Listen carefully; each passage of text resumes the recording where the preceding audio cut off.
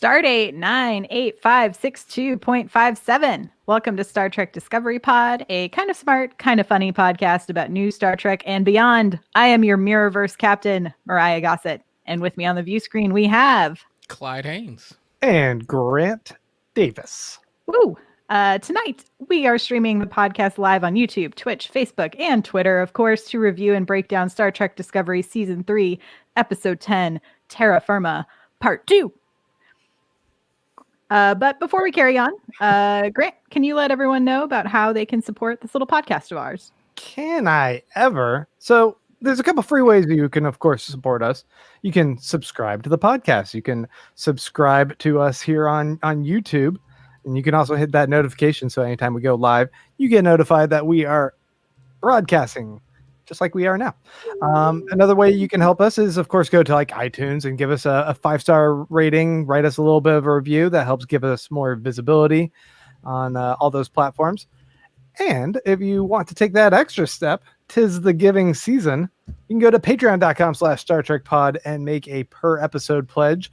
If you give us at least $2 an episode, that's a maximum of about $8 a month, you will be invited to our exclusive Slack channel, where we have a bunch of like-minded, welcoming, friendly Trekkies talking all things Trek. We'd love to have you over there. Come join us and chat Trek. We also will, from time to time, do some bonus little podcast stuff. We'll talk about some of the movies and do some behind-the-scenes reviews of those. We'll do some little side games and quizzes and stuff, and general chat that doesn't really fit into our weekly podcast.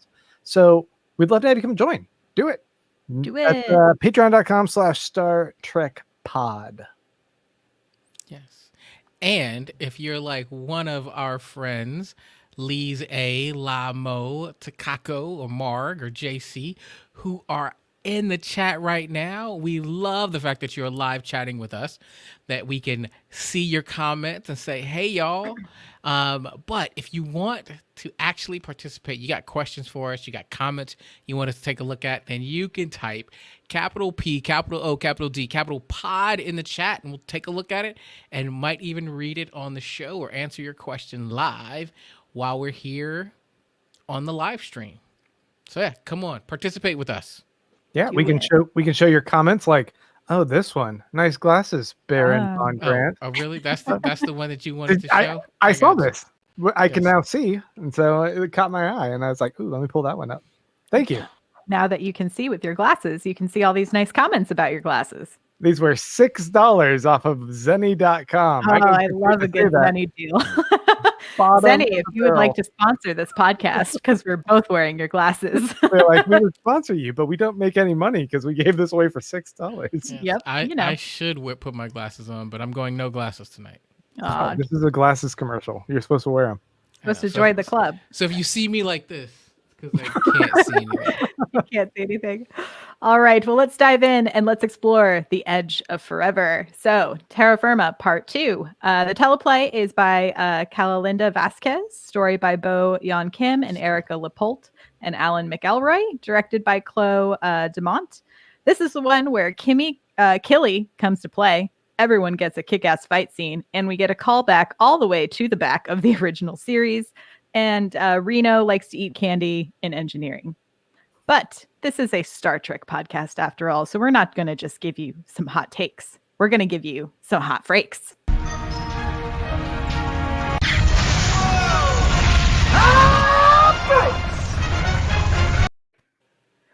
So Ooh, good. Baby. I need to make more of those. We got to make some more hot freaks bumpers. Also, if you're not enjoying us on video, definitely at least tune in for the first 5 minutes for these video cut-throughs. It's definitely worth it. The first 5 minutes were great. After that, who knows what you're going to get. Listen to the pod. It's all down. I'm checking it out. So, who wants to get us started with a hot freak? I'll go. I didn't love this one as much as I love Part 1, but I still thought it was pretty good. And shout out to, and I don't remember who said it last week, but whoever called out that this was going to be a transition for Giorgio to end up on Section 31, the show, was that you, Grant? Was that you? I don't know. Mariah? Some of us I was remember smart did saying that. that a little bit. But I think Whoever all of us called were it, around that. whether it was one of you guys or Mike, I know it was not me. You win. You know, the trivia prize from last week that you nailed it. So I thought that was cool. I thought I still don't know. Maybe there's a reference that I missed with this whole Guardians of Forever. But I thought that it was interesting to see the transformation of Giorgio. I still didn't know what we were doing on the ship. It kind of what was happening there, but I did like the fact that Book came to play. Killy wasn't the only one who came to play. Book showed that he's willing to jump through a few hoops. And yeah, I thought again, I thought the Terran universe was definitely kick ass, and people were having fun. Great fight scenes. So I enjoyed it. I just thought that last week's episode was a little richer. All right. Grant? I thought this one was a lot of fun. It was a nice send off to Giorgio and a lead in for a potential spin off series, I assume. I thought it did a great job of fully rounding out the character's journey arc, at least for this show, and the purpose of showing how the ideals of Starfleet can transform even the most bitter and hopeless empress, murderous ruler of a mirrorverse into someone who can be an agent of positivity and good, even in her indirect way. She still tortured and killed a bunch of people over in her mirrorverse, but there was a little bit of redemption going on in her arc, and I guess that dude, what's his name? Who's the newspaper guy? Carl. Carl saw that in her and was like, "We're gonna give you a second chance." So I enjoyed how that element of the story played out. I agree with you, Clyde, that the B plot stuff going on the ship was a little bit of filler of like, "Hey, we're still here too, and we're not just sitting here. We're trying to do some things." It was good to see Jet Reno back. Yes. And that end scene where everyone's like gathering around to talk about both the character of Giorgio and the actress, and give this kind of send off of her greatness and her impact, I thought I felt it. I know that can also come across as a little bit cheesy, but it was nice to see some of those moments where people are gathering in a little bit more of a laid back environment to kick back and raise a toast to someone who's no longer with them. Yeah, I really enjoyed this episode. I kind of think as part 1 and part 2 is just a continuation of each other rather than as like two separate parts, which I think helps in the way that it's structured, because we did only get these small moments aboard, Prime Discovery versus Mirror Discovery. I thought it was such a great send off for Michelle Yeoh and her time on this particular show. And that end memorial to me was more of them saying goodbye to her than I think that character. Because in reality, Giorgio was not nice to most of those people. So the fact that no one even had just even like she was a bitch, but she played a part, Burnham said that though, right? Sort of, anyway, but yeah, overall, I thought it was a great send off. I really loved the reference back to City on the Edge of Forever and the Guardians of Forever. I thought it was really smart. I actually went back and rewatched that episode today, and there's a lot of parallels in the way that the plot is charted out. And so I think there's some really great, nerd moments for those of us who are original series fans. And I also think I've heard a couple of critics describe Discovery as the nerds with feelings. And I thought this was a great example of that, in that these are intelligent folks who have feelings. Especially we get to see Giorgio finally also have those feelings, because even though she was trying to change Mirror Burnham for the better, she knew she was going to get double crossed in the end and was prepared for that. So overall, I really enjoyed it. The costumes were great. The fight choreography, always stellar. Their stunt team does a great job. And I really loved watching Killy take such joy in torturing Michael. It was a little it was just fun to watch the character be so different from the Tilly that we know and love. So Right. What that was a thing though, was she was different, but she wasn't, right? And for me, her mannerisms, particularly the way she moved her mouth, felt like the Tilly I knew. right. Right? Like it still was Tilly, only she was mean. Right. It's like the little grin was at all of the things that were nasty instead of at things that were nerdy. Like Yes, exactly.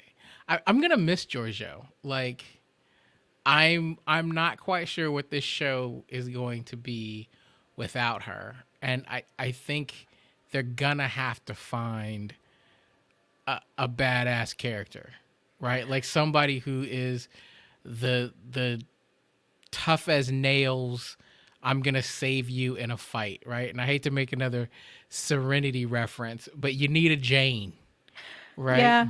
I mean, to me, I almost think Book and Burnham together are those people now for the crew. Because while Book is an empath, he's still, and even in this particular episode, he knows how to use his intelligence to get what he wants. Like he wants Discovery to see that he's a valuable player on this ship. And so he's like, oh, I have Emerald Chain technology. Let me bring this in. And yes, I've read all the rules, so I know how we can implement and use this. But then you see his flip side when he hears that Burnham is beaming back up by herself. And he's like, I have to go be like an emotional support for my person. What I'm wondering, Clyde, because you brought this up last time too. Who in the other iterations of Star Trek would you say was that bloodthirsty mercenary killer who was so cutthroat, though, that made those work? So I'm a TNG head, so I'm going to go immediately to that and go, you had Worf, right? Worf was the enforcer. There's always a guy who, when they're with you, you're like, yo, we're good, right? Like having shacks in lower decks too, I guess. Sure. And so, yes. So with Worf, it was, especially anytime Worf had another Klingon with him, they weren't going to get beat. Like that was just not going to happen, right? So when you look at that, when I think about, oddly enough, if I think about Voyager, it had to be Tuvok. And I was gonna maybe say Torres. It's I thought about her too. They had a couple of characters. That show had a couple of dynamics depending on the season who is sort of filling that role. Because then we also eventually get 7 of 9 who's fulfilling that in some ways too. And then on Deep Space Nine, you had Odo, right? Who at the end of the day was a changeling and who just, it was a different type of enforcing. Odo. Yes. Wasn't that the dude in the turtleneck all the time? Sort of. Maybe, but he had The eyebrow thing. He couldn't die for the most part, and he was, a changeling, so he could be whatever you needed him to be. So I think that was kind of it. So Chupi says TOS didn't have one. I have to disagree because I think it was Kirk. Yeah, I think it was Kirk as well. Well, So, I kind of think it's Burnham. I'm right there with Mariah. Burnham is deadly in a fight. If Burnham was in that bar scene in episode 2 of this season instead of Giorgio, she still would have handled that situation. But she also might have done it while like on the side, like secretly rigging up a gun under a table or something weird. Who won the fight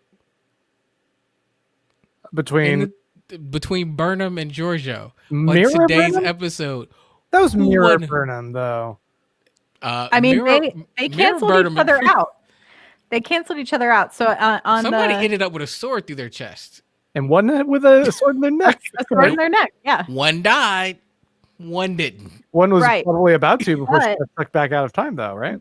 But I will say, so in watching some of the Ready Room, they talk to the stunt coordinators and, they talk a lot and work around Michelle Yeoh and her expertise in all of this and her experience because she's just a freaking badass.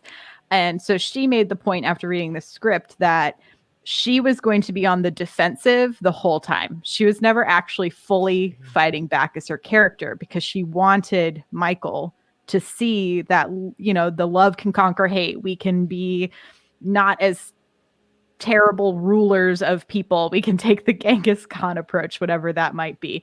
And so for her character, the whole time she was not trying to kill Burnham in that instance. She was just trying to defend herself enough to be able to have a conversation or to change her mind in some way, shape, or form. So to me, and it's also, this is mirror Burnham versus real Burnham, prime Burnham. I guess the but hard like people are saying, they both died.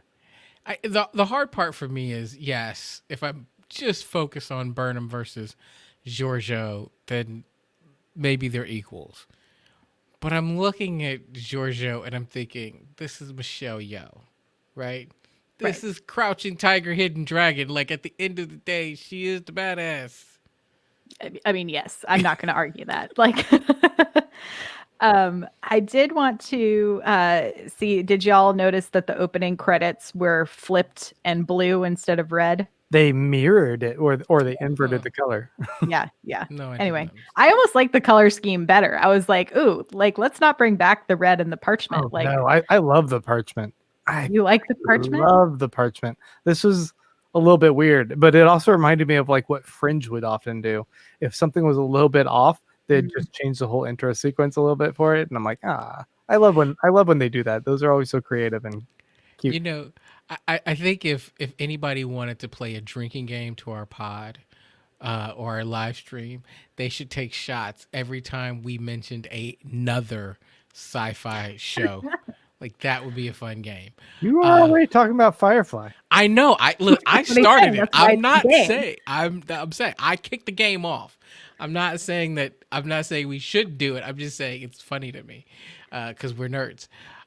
You know what? One thing I really did love in this episode, that was seeing Giorgio interact with Mirror Saru, and how she spoke to him and treated him. She spoke to him in a way that we've never really seen her speak to Prime Saru, and it was tender, like it was encouraging, and it was evidence of the growth that she's made. Yeah. I mean, I think her growth is interesting in that you can still see it's like she's going through back channels, but still to squash any type of democracy, right? And like it's such an interesting way to see this character grow because it's such a far place to try to get from her point A to point B. Like going from Terran to Prime is just such a difference in total habitation and the way that they deal with anything. So I think any growth is proof of growth in her case. But I did like seeing like you said, Clyde, those moments with the Kelpian. But it's like, but the Kelpian was still like her enslaved person. It's like these weird juxtapositions of like, oh, she's trying to be more human than Terran, but at the same time is having to survive in this Terran place. So I am actually really glad we didn't end up with her staying in the Terran universe, because I think it would have been, a disservice to that character as a whole.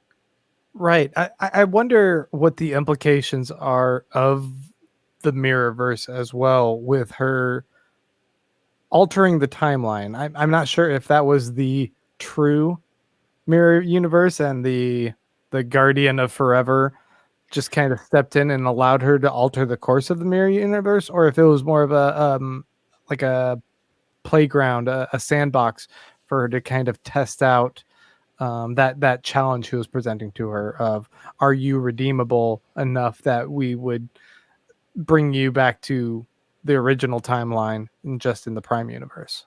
Yeah, I think based on like the rules that were set up in the original series, if they're following them, that is an actual timeline that has been altered.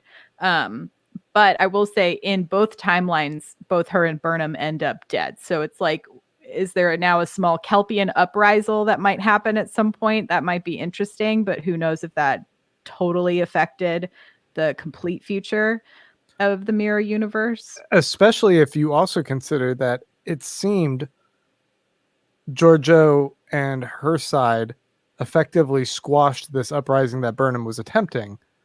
And with her gone, it effectively would put, I don't know, Killy in charge. And Killy was just then working alongside the Kelpians, including the Mirrorverse Saru, who doesn't have a name, Saru. That's why I guess that was fine for her to say that. But if they're now working side by side, how does that alter the course? Surely Killy saw that Saru took and tossed that one person way up into the ceiling like he was a rag doll, and goes, "Whoa, you're not food, you're a fucking weapon." Right. Yeah. I think if I was Killy, I would also say the same thing. This is like a new possible alliance to take over some things. But yeah, so it'll be interesting to see if, in Section 31, we get periodic like updates about what's happening in the mirror universe, or perhaps we'll get something from Dr. McGlasses, about what has changed at some point in the mirror universe. But I do think it was the actual space and time, also because we didn't actually see Lorca. And so that's what also makes me think it was not like a different mirror universe, because at this point that Lorca was on Prime Discovery. So that's why he wasn't showing up, and they're sending Right. these messages because he somehow accidentally got jumped over to the Prime universe. Okay. Right. That's what I think it was, at least. I think you're right. Yeah. Just meddled with time. And how though, man, I mean, time travel stuff is so confusing then, because I wonder what that means for what Cronenberg was saying about the mirrorverse and their understanding that the Empire fell and everything was different. True. I mean, it could also be that always have happened. That also is possible with time travel. There, Clyde. I got it.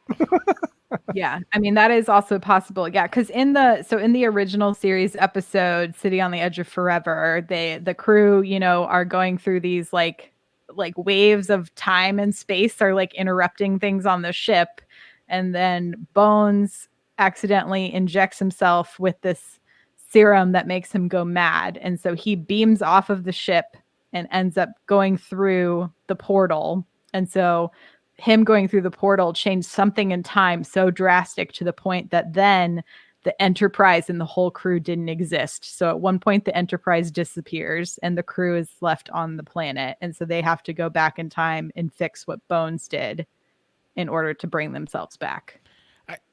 I don't think we have to worry about Lorca in this parallel mirror universe, because I think that Burnham is Lorca's constant. And now that she's dead, it's not going to be an issue. That was for you, Grant. Okay. Appreciate it.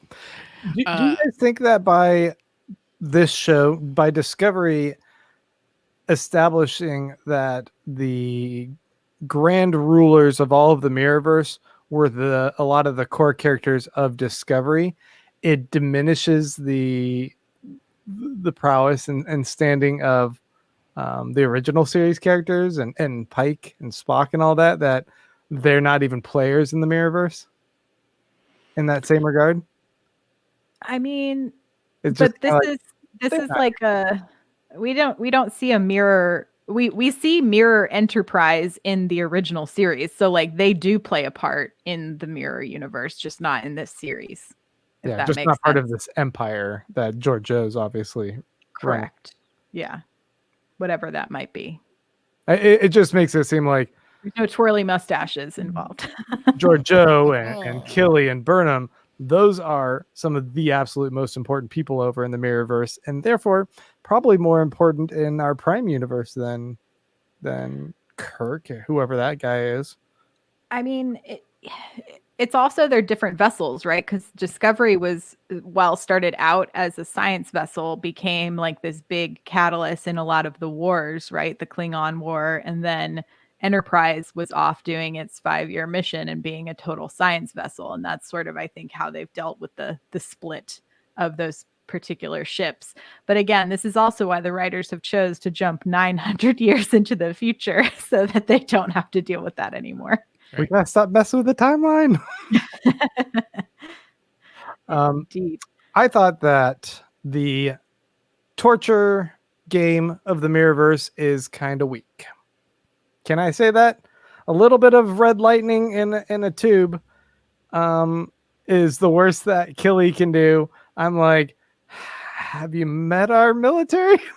Well, yeah, I don't know. I mean, maybe even in the future, torture is less, and I don't definitely it's not frowned upon in the Terran Empire, No.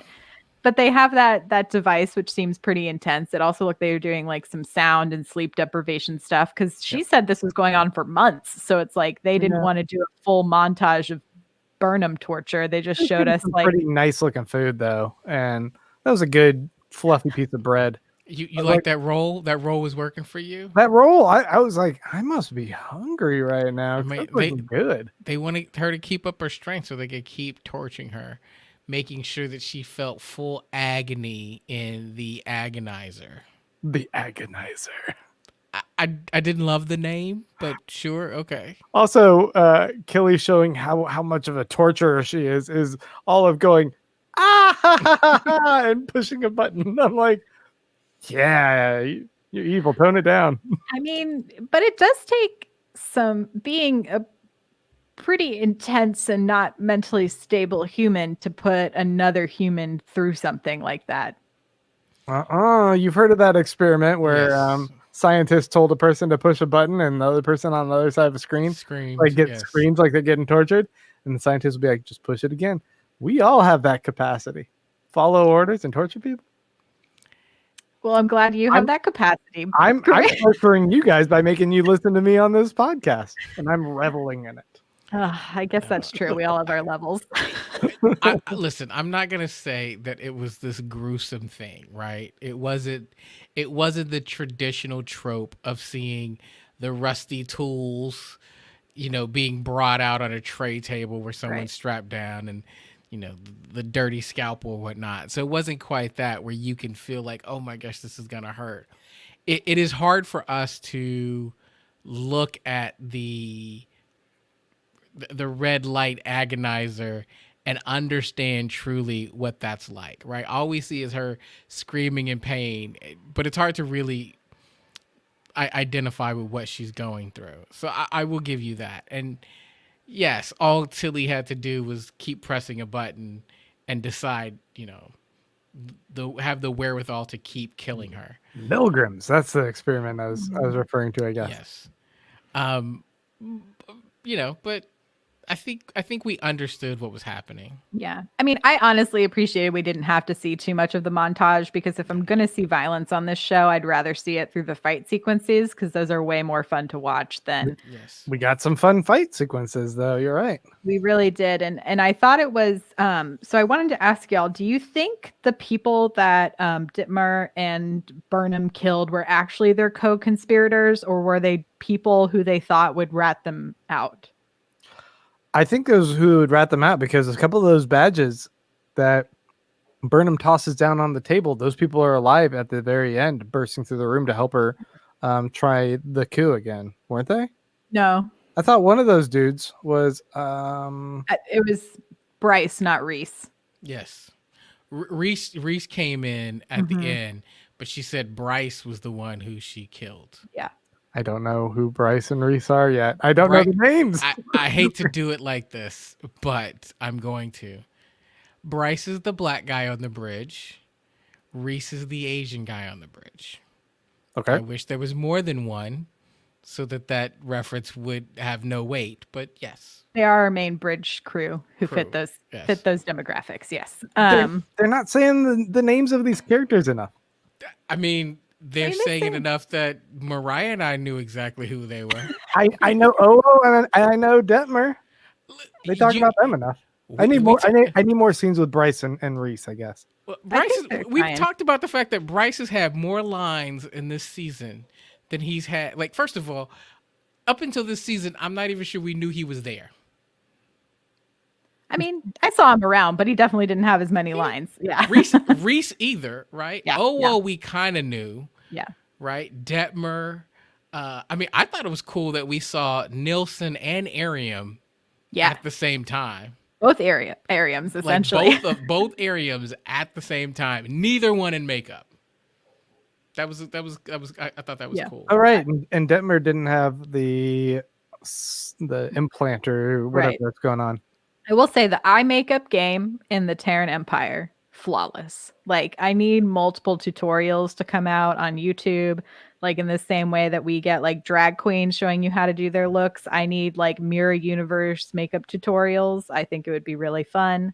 There's some really great eye makeup. That'll be a Let me check Patreon my- episode we do where we're all trying. All trying to Gotta do. think about my eye makeup now. Yeah, because like at one point, like Burnham's got like the swoop and a cut, and like anyway, they looked good. It was I'll look fun. with a swoop and a cut. We saw a scene where after they confront a guy named Duggan. Oh, yeah, he And- looked so familiar. I felt like I needed to know who he was, but I haven't been able to figure it out. Right, and that's where I was going to ask you guys, but also our audience, if any of you recognize Duggan, please put in the comments, who was this Duggan character? Because it seemed like it was so familiar. Like, did we see you before, or why is it? Then they kill him so quickly that I'm just like, Yes. maybe this isn't anything Maybe it to didn't matter. that would really matter. Yeah, yeah, that last sort of fight scene between all of them as it's going down, I thought was cool to see the pairings. And then I loved seeing like Tilly, Mary Wiseman finally getting to kick some butt, like for real. That was really fun. I liked seeing Reese and Oo and all of them sort of getting to really throw some fisticuffs. And then that scene specifically between Michael and Georgiou, I thought was, how those two characters in that particular universe would want to go out, right? The true warrior death. Lisa says apparently he was from the show Aliens. P.W. Gregory was speculating he might be Phlox. I don't know who Phlox is. Yeah, I don't know. Very Maybe. interesting. Maybe. I'm disappointed in something though. Okay. I'm gonna miss seeing badass Owo. Like I need that Owo in the prime, Right. Because there was I was like, I could watch her fight all day. Like she was just ruthless. She does Like, a lot of boot stomps and kicking in the gut. There was a moment there I was like, she can't lose. Like she can't lose, and she didn't. And I was just like, and now it's done. Oh, well, hopefully we'll get some carryover because it looks like next week we're going to get maybe some more fighting going on, at least in space. So maybe it'll result in some hand-to-hand combat, which would be fun if we're going to keep doing some like TOS references. The hand-to-hand combat, man, I need some double handed like Kirk moves. I'm excited for that, but I much like last week when we saw there's the parallels to the pilot, the way that this one also paralleled the original series episode, like essentially Kirk has to sacrifice a person that he's fallen in love with in order to reset the future as it should be. And so to me, watching that final scene where Burnham and Georgiou are saying goodbye to each other, they are both also having to make this ultimate sacrifice of someone they've come to love, even in a shorter amount of time. In order to set the future right. So I thought that was like a nice, not heavy-handed way to tie them together. Carl, the Guardian. Okay, when he does the voice, they're like, "Who are you?" I am the Guardian of Forever, or whatever. Yeah. That is the audio from the original. I figured it episode. had to be because it sounded wacky. Yeah. But when he announces that, and then the transition of that door opening, and it's like this weird like bit of cliff tube hole thing, whatever, like the special effects on that, I was like, fuck yeah, man, that's so awesome looking. And to kind of think about the fact that Georgiou was so integral to the forever timeline and preserving that, but them destroying control or whatever, he certainly didn't need to interfere with that stuff. But he needs Georgiou. It actually made me kind of excited and a bit curious about how she'll be integrated into this Section 31 show and what they'll explore in the world of Trek. Like, it seems like it has a lot more gravity and weight to it now. Yeah, and the other thing with the Guardians of Forever is they don't really go out seeking people, but if you come to them, they will essentially show you, like in the original one, they show you the history of humanity, and then if you jump in at a specific time, that's where you can go in and see stuff, right? But the way that they've sort of manipulated it here, because I will say it was also featured in the animated series, and they broke the rules in that. So the rules for this device, it's very smart of them, have not been concretely set in place as far as how this portal works. But the way they explained it in Discovery was that he wasn't really looking for Georgiou. He's been in hiding because of the temporal wars, and the sphere data and the ship were able to find him. You know, I thought the way they set Georgiou up for Section 31 was actually brilliant. Because again, I think where we were, and I think we kind of fell into this idea of like, okay, this is, we'll just go with it. But if you think back to last season when we first got this sense that she was going to be with Section 31, she was pretty evil, right? And so it was kind of going to be this anti-hero kind of character who was going to be causing trouble, right? It was almost going to be, you know, a series with a villain as its lead.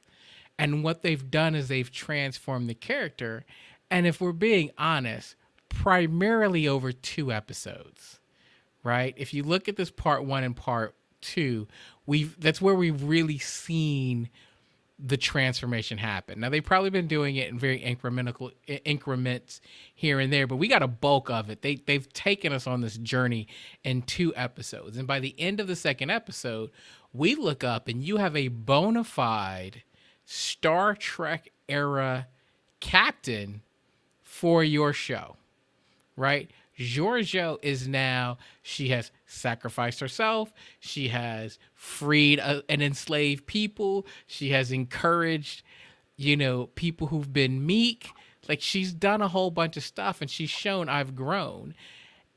She's a bona fide, like, Star Trek captain now, ready for her own ship or series. So I think that what they've done to set her up for Section 31 has been impressive. Just from a business standpoint, think about this for a second. Are you more or less likely to watch a Section 31 today than you were 3 months ago? Oh, much more. You're much more. I was like, I was going to watch it either way. You were going to watch it, but now it's different.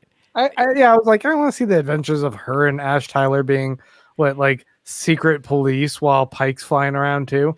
Now I'm like wondering if the ramifications of her being this time traveling, interdimensional traveling, fallen empress warrior is going to mean that Section 31 isn't necessarily going to be so simply constrained to just kind of secret police cleaning up in that timeline, or if it's going to be a little bit more Quantum Leap-esque in / Fringe, in that it's like jumping around to these really weird problems, maybe even a little bit through time, and like fixing and righting wrongs and adjusting everything. I mean, in any regard, I mean, Grant, you bring up some interesting points. I look at it and go, 3 months ago, I was tuning in because I was curious. Now you could run it back to back with, not back to back, you could run it on a different night with Discovery, and I'm tuning in every week. Right? Like, this could be the Tuesday show. I don't know that it's quite on the same level as Pike's, kind of what they've done for Handsome Mount. Mm-hmm. In terms of like, the minute that show drops, I'm all in. Right? But now I'm looking at, they've got 3 bona fide series that I'm actually, that are spinoffs that I'm actually really interested in, right? And not in a, and I hate to say it like this, not in a Picard Lower Decks, I'll watch it to get me through because it's the next Star Trek, but in a, I can't wait for this to come out. No, and Lisa pointed out here, like, how interesting it was, this idea of the portal being abused during the temporal wars. And I wonder if that's a little bit more fodder for Section 31 to explore and potentially exploit for like a narrative device. Yeah, I saw an interview. I don't know how old the quote was from Kurtzman, essentially saying like, yeah, everyone's been guessing, and so far no one has gotten right where we're sending Giorgio and where Section 31 is going to be. He's like, it's going to be a pretty big surprise. So I'm like, what if it just only takes place on a planet? Like, what if we're not even going through space? What if this is like, she is essentially the James Bond What if it's character? Legends of Tomorrow, where she gets to assemble her own team through space and time, and she settles on Ash Tyler? Shot. No sci-fi reference. Could it be Ryza? Can it be the Pleasure Planet? Oh my gosh. Can I talk about how disappointed I was that we went all the way to Ryza and we're not going to see Terra and Ryza? Like, I need to see how effed up and incredible Terra and Ryza is. All right. We're going to keep it clean. What is this? What is Ryza? You think about Terra and Ryza has to be like just insanity. A total, and like, no, this is not in like any way. It's a pleasure planet. It is where you go to vacation and like a little R and R and whatever else you want, you know. The way TNG set it up was it's R&R where everybody wears like togas and sarongs. So everyone is just in fetish wear. Yeah, it's pretty crazy for Terrans, because like they're already almost in a fetish wear as their uniform. So can you imagine what it's going to look like on planet? Yeah, so I hadn't thought about that, Mariah, in terms You're welcome. Well, I'm with you, but I hadn't thought about the idea of Terran Ryza, and we didn't get it. No, I was just like, as soon as they said it, I was like, oh, please let them beam down to have to go get someone and we can just see this for a moment. Like, I mean, we are on CBS All Access, right? Exactly. So we've got blood. We've had we've had Klingon. We've had Klingon boobs. Like, give me some Terran BDSM. Like, I mean, it's Klingon silhouette of multiple dongs, I think. All right. Didn't we get that early on? Yep. What's our next topic? Eddie, I have a next topic. So there's a line right as Giorgio is saying goodbye to Burnham that says, "This universe is more Terran than where we've come from."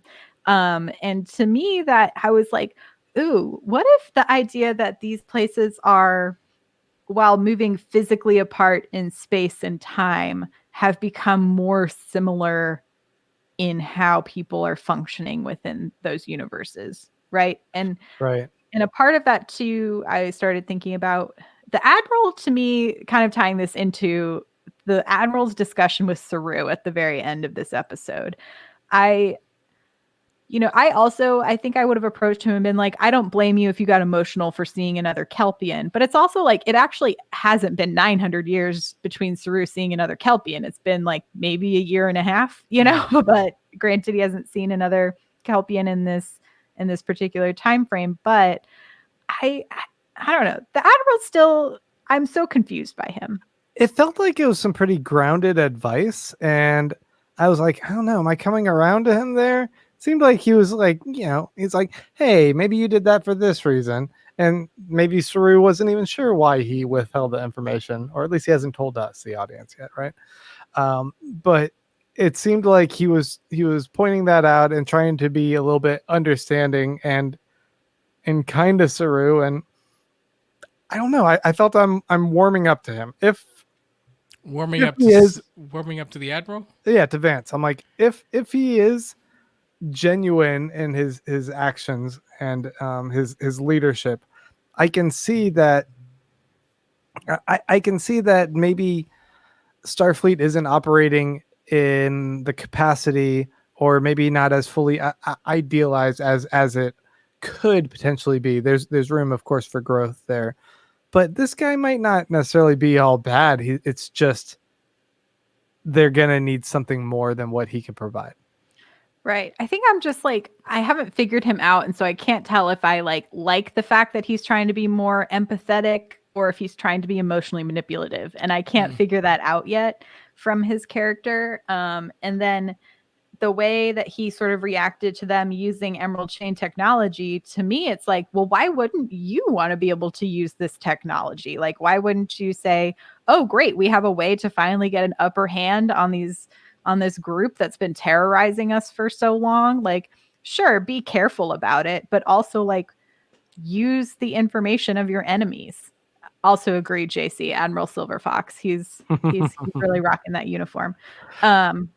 You brought up an interesting point, though, Mariah, about Giorgio saying this world is more Terran than you think, and they need someone like you for that. I wonder if that was a little bit more misguided advice by Giorgio, because it does feel like everyone is a little bit more of scavengers and they're cutthroat, and it's dangerous. But maybe Giorgio's perspective is, what solves that is an iron fist and taking the fight head on, whereas old Georgia or old Burnham and maybe a little bit more of Saru's tact might be more of what this world needs. We just need to communicate and unify people. See, I saw it a little bit differently in that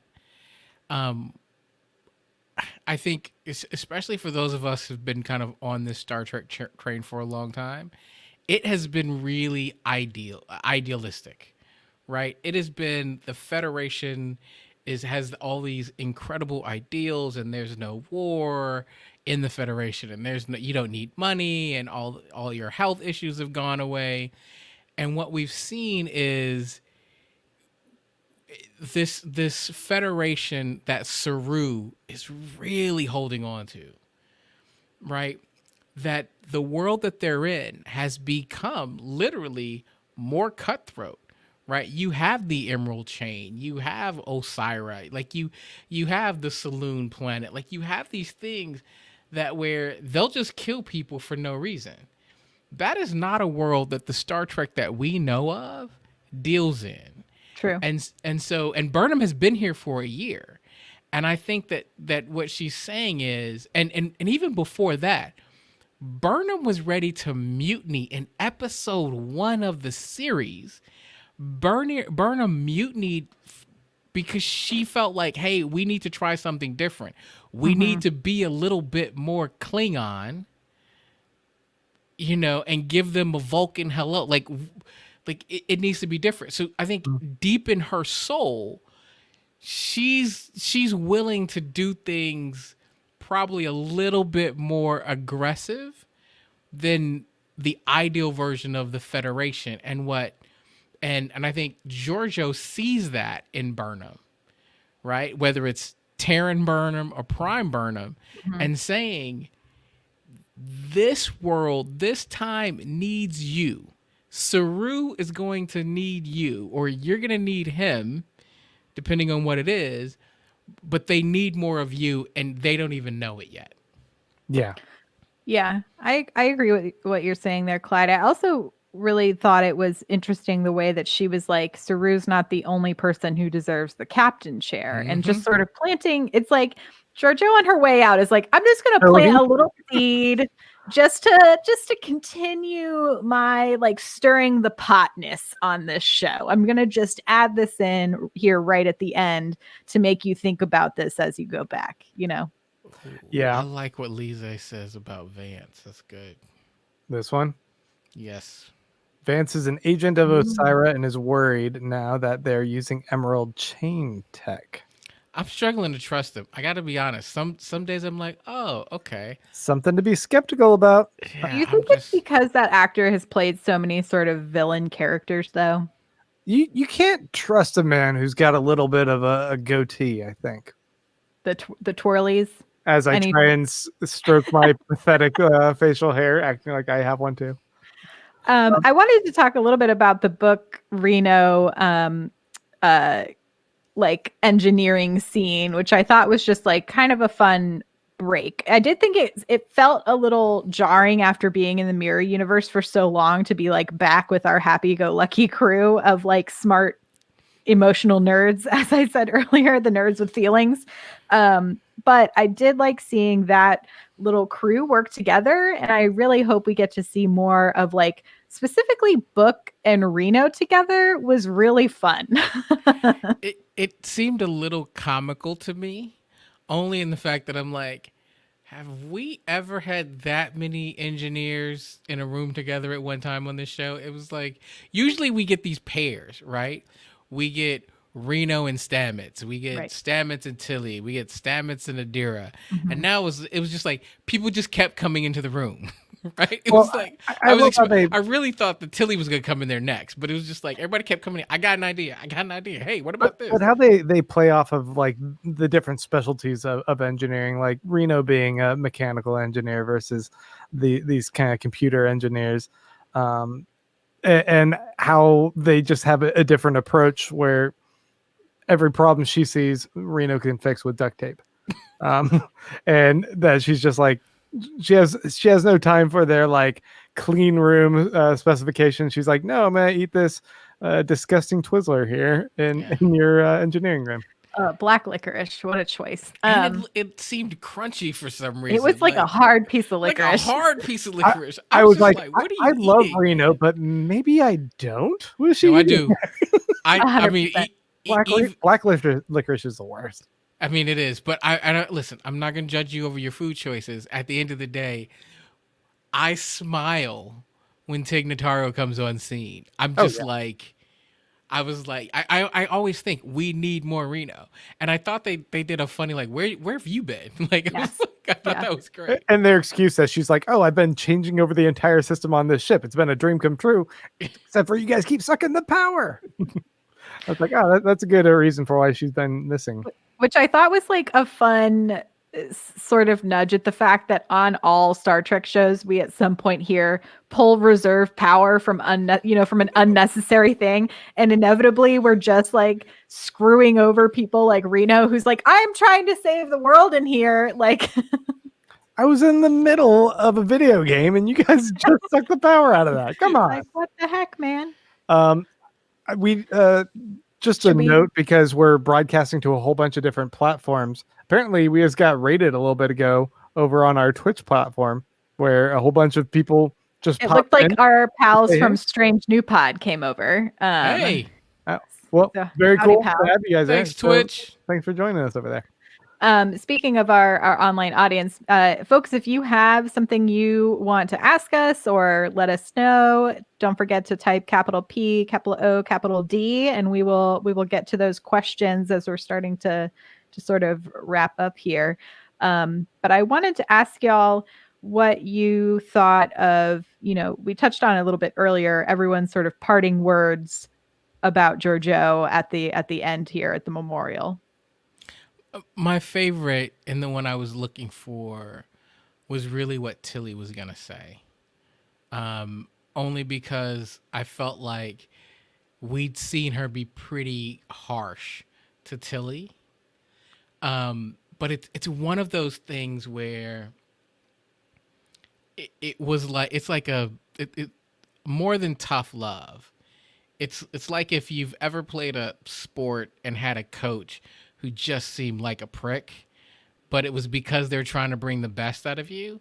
And in that particular case, and I think more so than with with anyone else not Burnham in that room, Terra and Giorgio had a real relationship with Captain Killy. And so when she saw Tilly, she kind of knew you can be a captain.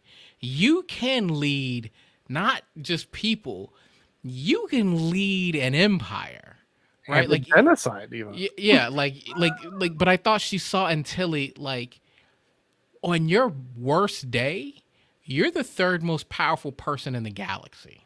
On your worst day, fourth if you deal with Lorca, right? And she's seeing this, and so I think being able to see her pull and push Tilly in a certain way, and for Tilly to recognize, like, hey, she wasn't completely evil. Like, that's what I was looking for. So I was actually looking for that, and so I was pleased with kind of Tilly recognizing that in her own way, she cared. Yeah. I thought I liked everyone's those the call out specifically to the wardrobe and the boots. I felt just as someone who's been appreciating this wardrobe for so long, like even down to the robe that she was wearing before getting into her bath, that like sparkly gold robe. I really hope they I think Detmar was like the way that she walks around with that coat and those boots, there at the end of those remarks. Right. Yeah. It's just Yeah. like everything What she everyone wears, was wearing. she has such confidence and power. Yes. I think it was in maybe the ready room. Someone was saying that like for someone so small, Michelle Yeoh commands the room as soon as she walks in. Hell yeah. And it's just like that presence is so intense. And I liked what Saru had to say. And then I thought Burnham's was the right amount of emotion and cheese, but also distance of you can see her kind of processing the emotional toll of that day, I feel like I usually don't really even recognize how short Michelle Yeoh is until that She's wearing one. like 4 boots all the time. Yeah, because they're framing and blocking, like especially like they'll put her in a scene with Saru where they're almost like eye to eye. But they had some scene like during a fight sequence where they had pulled back and they were standing next to each other, and I was like, "Whoa, you're so much shorter than him." I know he's also a giant. He is very tall. Yes. Also in boots. Yeah. and throwing people up into the ceiling. Again, we are going to see the absolute takeover of the Mirrorverse by Kelpians, and they're going to be like, "Oh, and we remember all you Terrans. You used to eat us. Guess what? Revenge is a bitch." It's going to be brutal. So going into, let's see, Vocal Tomei asked how we felt about the title sequence. We talked about this a little bit earlier, but I really liked the title sequence change up. I also personally prefer the blue color scheme, but Grant disagreed. Can we? I want to talk about that. But when we look at this picture of Vocal Tomei, can we all just appreciate that mic setup as podcasters? Can we just say that's a Brittany's a rad human. Glad. Just saying. She's hanging out. I love the title changes. I like it, but I like anytime I think the graphics team goes through the effort to make the title sequence a little bit different. That's why it was always exciting watching like Game of Thrones. You're like, oh, are they going to show a new city that they got to construct and all that? So, and you know what though? But here's the deal. When you do stuff like that, I actually watch the title sequence. Yeah, and there's certain title sequences that I would just I skip through because I can't stand them. But when you do stuff like this, I'm paying attention. Oh, I was going to say this is like a total way off topic, but this week on Bob's Burgers, because that's another title sequence I always pay attention to because they always have inside jokes. But one of the storefronts this week on that was the Wreath of Khan. And I was like, ha, tie-in to both my fandoms. There it is. Stress-Free K says, Pod, do you think Georgia will ever meet the disco crew again? Makes me sad to think that they won't. I mean, who knows? We haven't seen a ton of crossover stuff happening between any of the new Trek things as of yet. I think the only thing we've seen so far are murder nuns, right? That have come over from Picard. I wonder if there will be some small footnote here or there where Burnham realizes that Georgiou did live through a different period of time, maybe under a code name or something. I wonder if she's going to change her name for Section 31. But maybe she comes across a picture of her and is like, oh, she did make it. She's alive. Or maybe we'll see like one character from Disco pop into an actual episode of Section 31 when there's some time travel cross jump, whatever. I think it would be cool. I would hope for a reference on Picard, because I feel like that'd be the most logical, going back to Picard and being able for them to reference, oh, this is something that that Section 31 did, as they talk about the Vartarsh, the Mike's not here to say this, the secret Romulan society, like that type of thing. Zatvash. So I would expect, because it's just a little closer in the timeline, maybe that we might hear a reference on Picard. I think it's going to be hard on Discovery. That would be cool. It would also be interesting because, like, we've gotten to see Burnham sort of see the history of her brother Spock in the databases and stuff. So perhaps, I thought they made a point of how Lorca's, like alt name was Vicar. Like perhaps there will be like a name, like I think you were saying, Grant, like a code name that she's using throughout history that'll be some sort of inside thing for Michael to know. Right, like Kelpian meat or something. Ganglia soup recipes. Ganglia soup. Kern says, it's killing me. I have to focus more on work now instead of the stream. Yeah. Put your work down. What time is it where you are, Cut it buddy? out. Pay attention to the stream. We got about 5 minutes left, and this is the good stuff.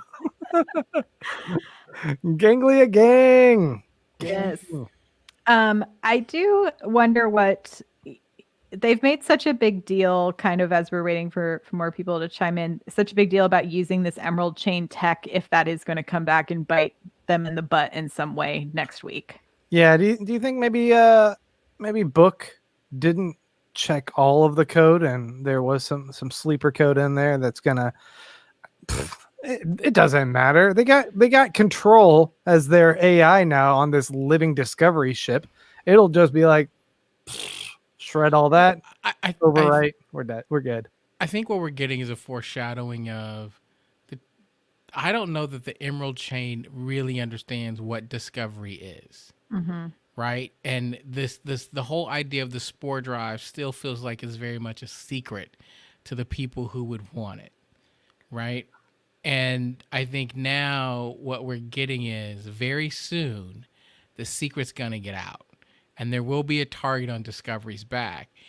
And at some point, I imagine that we're going to get an episode where someone captures or takes over Discovery and the crew's got to take it back. Right. Because that happens in every series. Yeah. I mean, there's also the fact that they haven't just been like going over Discovery with like a fine-tooth comb to figure out how they can put a spore drive on more ships, to me is suspect, right? Right. It's weird that they wouldn't just be like, oh, we need, or at least some mention of like, oh, we've downloaded all your records and now we're trying to see how we can, not just have a Stamets on board every ship to be able to pilot this thing, right? Because I know that's or have a backup in case something happens. So as long as you got Stamets, you're good. I am worried about Stamets and what might happen if he's incapacitated in some case. I think the other big kind of lingering question that they've either danced around or haven't really explored is, what are the larger ramifications and capabilities of control now being in control of Discovery? It's not control, it's sphere data. Because it seems like it's such a hyper intelligent being that is now to some degree looking out for the well-being of the crew. Like Book could have, like, if Book had been made aware of that before just going in and uploading patchwork programming, which did he get approval from Sir before doing this? No. I don't know. But instead of doing that, like, he could have just like said, hey Sphere, check out our data here. Can you just replicate this in some capacity? Right, because they have programmable matter. Couldn't you just like make a new thing to do the same thing? Yeah, do effectively what this is doing to kind of to boost our signal. See, I like that idea. Right. Whatever tech jargon they were saying it was doing. We got a bit more comments and questions here if you want to hit a few more. I like that, Eric. Do you think Book will fully join the Disco crew or remain an outside helper? I feel like in every Trek, there's an outside helper. Like there's somebody who never puts on the Star Trek uniform. I was in a work call today and, a few people know that I do a Star Trek podcast. And I guess I made a comment that came off as wise. And somebody today said, hey, Clyde, thanks for your Yoda-esque comment. which is Star Wars, Grant, just in case you didn't know. Oh. And then someone who knew that I do a Trek podcast said, "Hey, Clyde, what would be the Star Trek equivalent to like a Yoda-esque comment?" And I did not answer, though I did think very long and hard about it, that it would be Guinan. And so, I mean, honestly, it's a good answer. but I was like, they've exposed my nerddom in a place that was a little inappropriate You for weren't us to ready have that for it. conversation. Like we're having a very serious business conversation, and you're throwing my nerddom out there. And so, but I was thinking, but I was like, well, Guidon's somebody who was a helper but never put on the uniform, right? You've That's got true. these people. I mean, technically, Odo was a helper who never put on an actual Starfleet uniform. So I don't see Book actually donning that uniform. I think he's going to be an outside helper. I feel it's important for him to do it, to take on the uniform, because I think that's a little bit of the trajectory of the show, that they are so inspirational that they're rebuilding the Federation and they're finding people who fit their goals and their quest to kind of spread this mission across the galaxy, and him recognizing that in them and then wanting to take on the uniform and all that it entails is such a symbol of that success. Like him and what's their Adira. I mean, at this point, like, I bet Starfleet could use some new recruits, because I'm like, Yes. is there even still an academy? Is there like a pipeline of people that are coming in to work on these ships and like rebuild this? Like, what is the status? What about that dude in the first episode, the Watcher guy? Did they just like Burnham found the Federation and this guy's still just sitting out there like waiting, like hopefully That's I'll find true. the Federation? Like, go tell him what's going on and bring him back over here. Come on. First of all, he should have been on the ship with him, and you He know they can can find him something to do. Inducted, right? Yeah. Like Well, from hopefully they let him know. Like, it's Hey, some, like sent we found Starfleet a headquarters. telegram. Like, oh, yeah, we've been kicking it over there for like a year now. You're still here? Send you a shuttlecraft so you can come in and officially be read in. So sorry, we forgot about you, dude. Oh. yeah.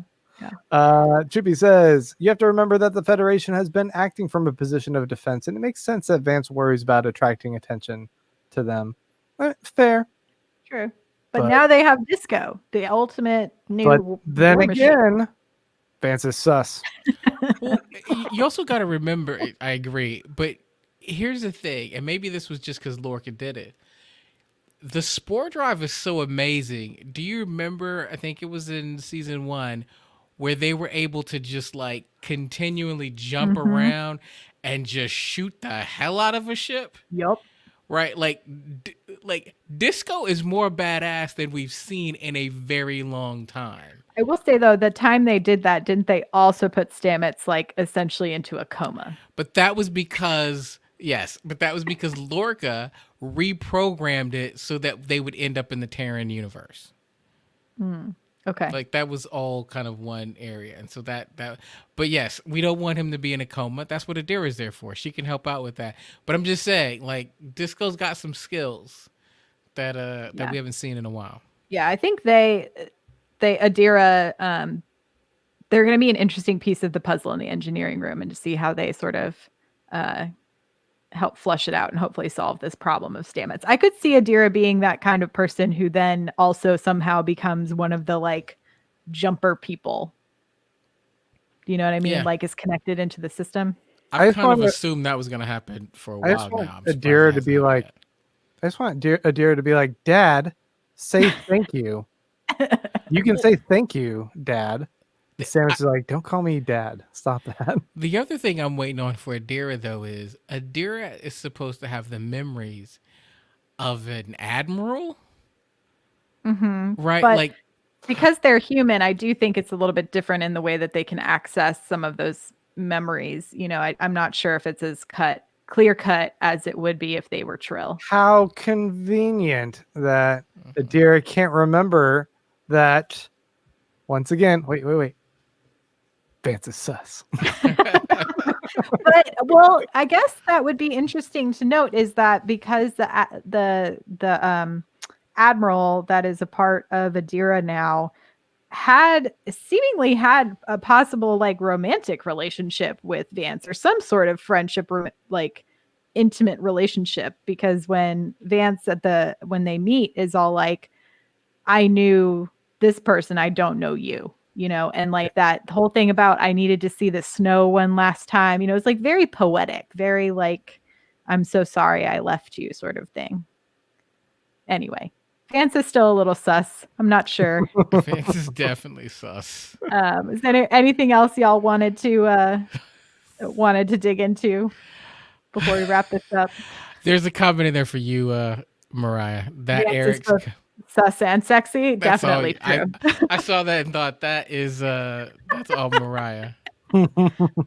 I approve. No, I think that's about it. The next episode is gonna be called The Citadel. On Christmas Eve, I guess. Oh, yes. So we haven't discussed it yet, but keep an eye on our social media channels because we will not be broadcasting live on Christmas Eve. We're doing Saturday, right? I believe we are doing Saturday instead. So, have a few days with your household pod of people, and we hope everyone stays safe. And again, thank you all so much for joining us on the pod this week. Remember, you can find us live on YouTube, normally on Thursdays, to be determined for the next 2 weeks because of the holidays. So keep an eye on our socials or on the Slack for that. Grant, how else can people support the pod and keep in touch with us? Of course, you can subscribe to us, our audio podcast, wherever you listen to podcasts. That helps us in our audio podcast numbers as well. Even if you're just like, I'm strictly a video person, go ahead and go subscribe. We'd appreciate it. You can also write a review there. Help us out. If you're watching us on one of our video platforms, you can subscribe there as well. Hit the notification buttons and you'll know when we go live, especially next week, since we're still trying to make sure we have the correct time. The other way you can, of course, help us is to go to patreon.com/Star Trek Pod. Go there and make the per episode pledge. It's nice and easy. If we put out an episode, you get charged. If we don't put out an episode, no charge to you. And if you give us that $2 an episode, you can join us over on our Slack channel. We have a lot of awesome people over there, and Clyde. Yeah, awful Clyde's over there, but everyone else is awesome. And we'd love to have you come join us. We'll talk about lots of Trek stuff. Hey, and I just want everybody to remember one thing, and that is Vance is sus. No, please remember to follow us on Twitter and Instagram. Tweet about the episode, and we just want to shout out again, Vance is sus. No, we want to shout out Karen, who runs our Twitter, and James Worm, who helps out on our Insta. Thanks, James. Thanks, Karen. Couldn't do it without you. We appreciate y'all so much. Vance is sus. Clyde, where can folks find you on social media? You can find me at Clyde Haynes. You can also find me at www.keyandclyde.com. That's KEI and Clyde.com. Grant Davis. At Baron Von Grant. And you can follow me on all social platforms at Mariah Gossett. That's Mariah with a Y and a Gossett with 2 S's and 2 T's. That's it for now. Thank you all